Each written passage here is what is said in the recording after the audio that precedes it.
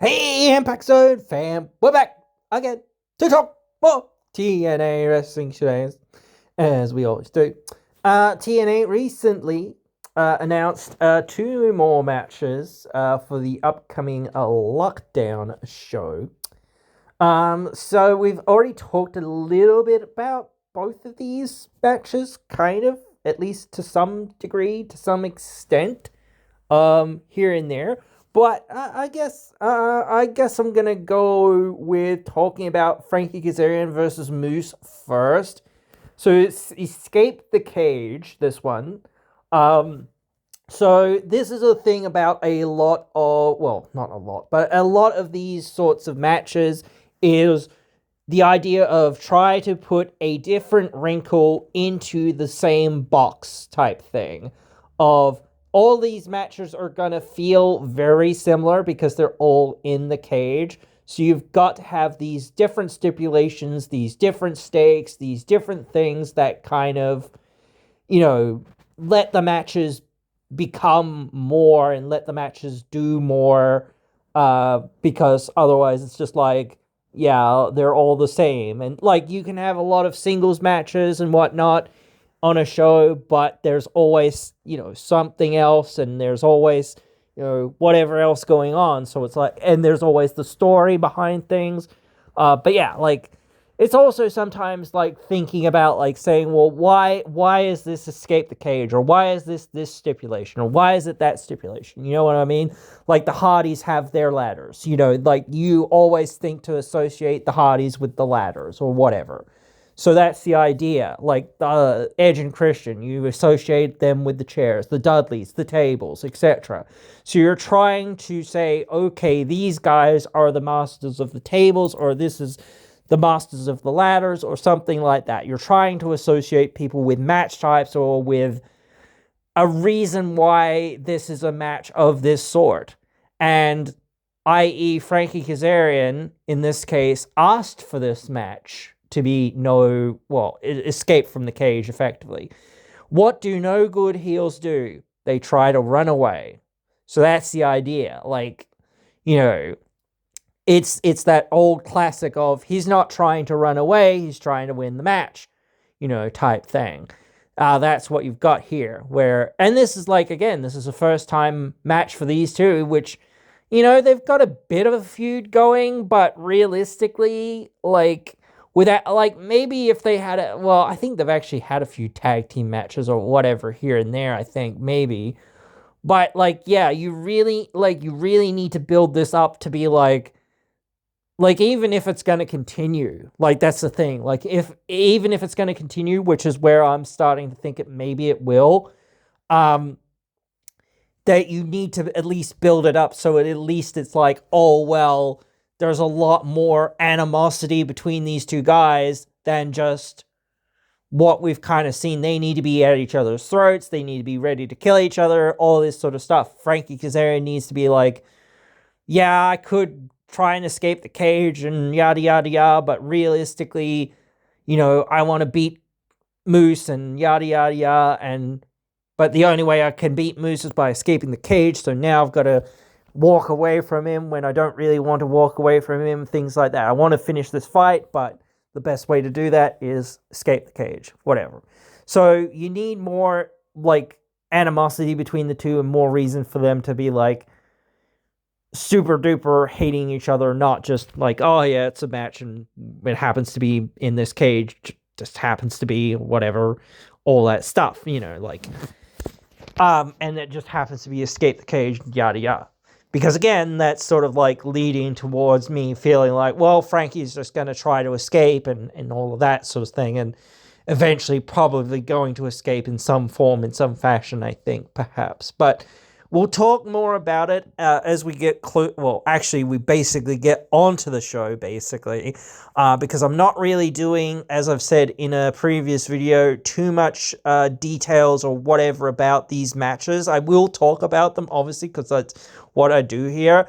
More or less, we have to do that when they announce these matches, but, like, again, I will put more of my thoughts more together, I guess, when we put this match along with all of the other matches, And same with the next upcoming match, because otherwise it starts becoming, well, we're talking about like, them all over the place and whatnot, and there's no coherency. So it's like really hard to figure out what's going on. It's easier to figure out what's going on when you see it all together, I think. So anyway, but yeah, we'll wait and we'll see where that's going. Up next is Jason Hotch versus Mustafa Ali. Like I said, it's interesting to sort of see that you're starting to do these things now to build the heat between these two to an even bigger point, and that's good. That's good. That's where I was like, how are you going to build this thing to a bigger point, to a bigger place, to a bigger thing, and have more on the line and have more things going on and yada yada yada yada, etc., for this to mean anything and for people to be like, oh yeah, cool, yeah, let's see this, like, because you've given away, well, in a sense, you've given away the title win, which is like a lot of the times the thing that people are chasing to see. So when you're like gonna have a rematch like this, especially when the match that crowned Jason was on free TV, you've got to give them big time reasons to tune in and see, okay, how is Hotch going to beat Ali in the cage or whatever, and what's Order 4 going to do, or yada, yada, yada, and all this other stuff. So you've got to have all these lingering questions and all of this sort of stuff going on. Something that I have heard, and I'm assuming that this is true, but we'll wait and see, I guess, because sometimes things do change, is that the main event is going to be the Hardys versus the Nemeths. And I think that if that's the main event, and I think somebody or a few people have kind of said this in referring to that match in the sense of saying, well, if that is the case, then there has to be something else, some other reason for, something to be happening.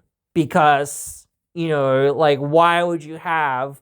Maybe it's because it's like Nick Nemeth is the world champion and the Hardys are one of the biggest acts in the company. I mean, you could argue that till the cows come home to say that this is the reason that it's the main event. But to me, if you're like, well, this is the main event because, hey, we're debuting somebody, or somebody's returning, or something else, or whatever else it is. So that's a big thing. Now, I want to touch on some of these other little things that are kind of going on over the last couple of weeks that I haven't really touched on yet. Apparently, Mara Sade, her contract is up and doesn't look like she's re-signing. I don't know whether she will stay with the company. Perhaps she will. I mean, like, I think maybe something we said about this a while ago, but I can't remember.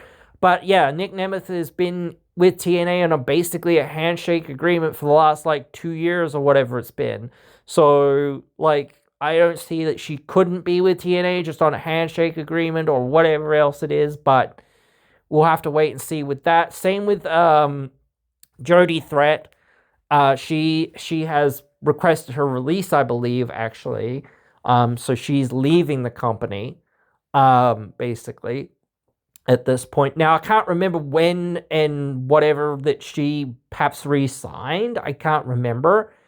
But, since she doesn't have really a whole lot of story with anyone, and yes, you could obviously make story with her and somebody, but still, it's and since she hasn't really been used, it's yeah, I can understand kind of why to an extent, but also,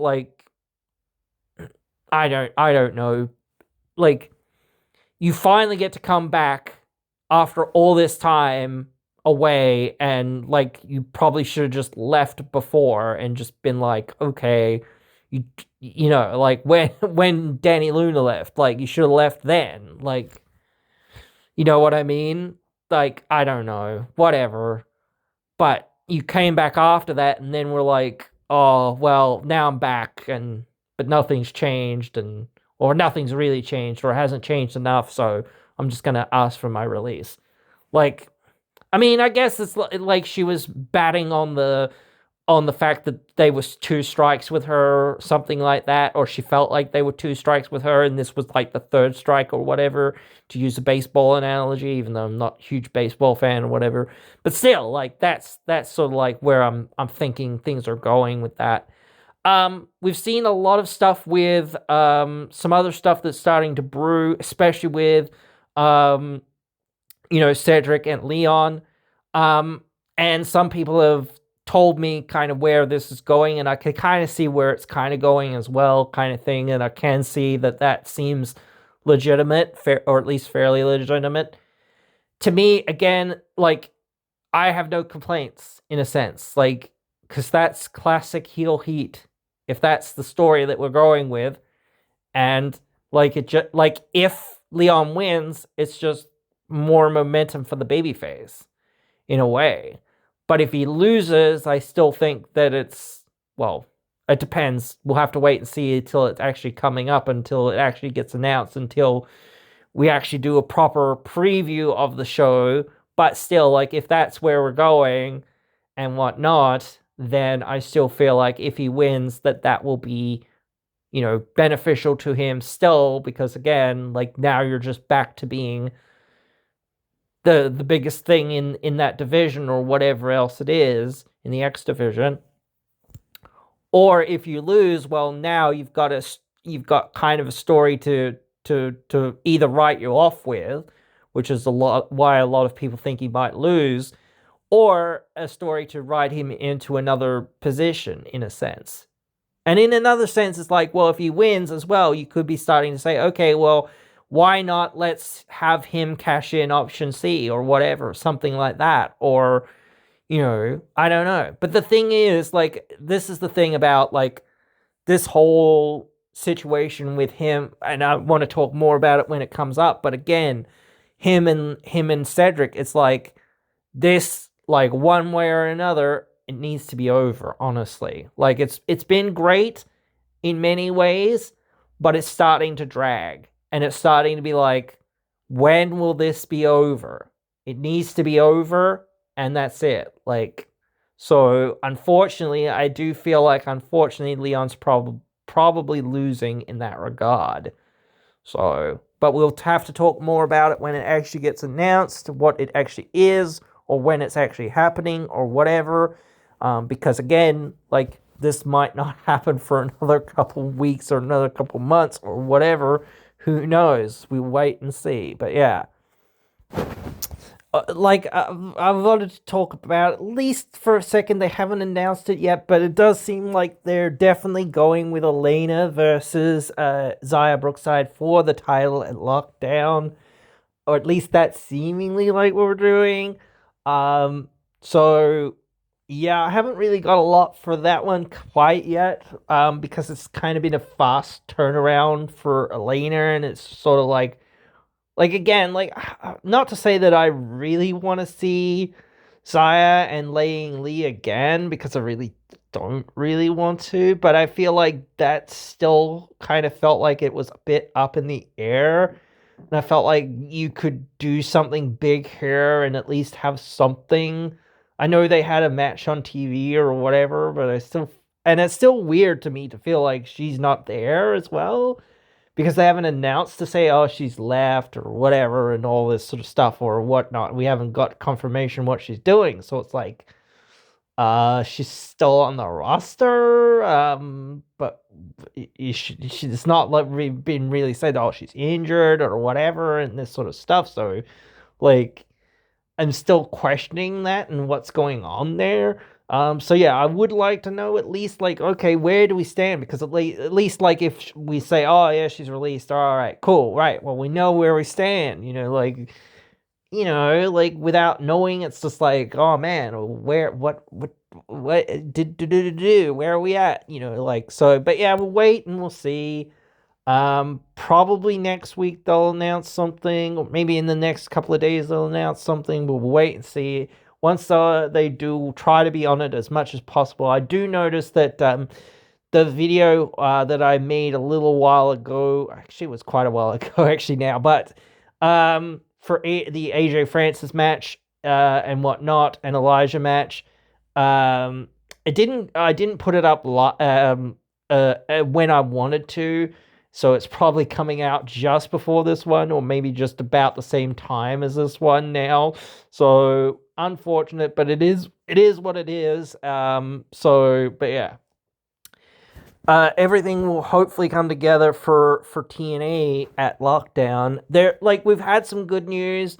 I want to talk about some of the good news, like them signing Gabby Lafiza or whatever.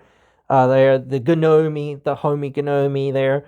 Um, that's cool. It's not just releases. It's like, and the thing is, like, there's been people talking about this too, and I think I probably have to do another full video about it. But when will TNA be at that point where it's like really at that place where it's like, oh yes, we can offer anyone anything and whatever, until they get some billionaire backer or whatever, like Tony Khan, who just does not care about money basically and just can throw money at it. That's when it will happen. How do they get there is a better question, I would say, or something like that. So, but yeah, anyway, guys, that is it for this one, at least for now. Yeah, and we'll hope to see you all in another one. So, yeah, hope you've enjoyed this one and hope to see you then.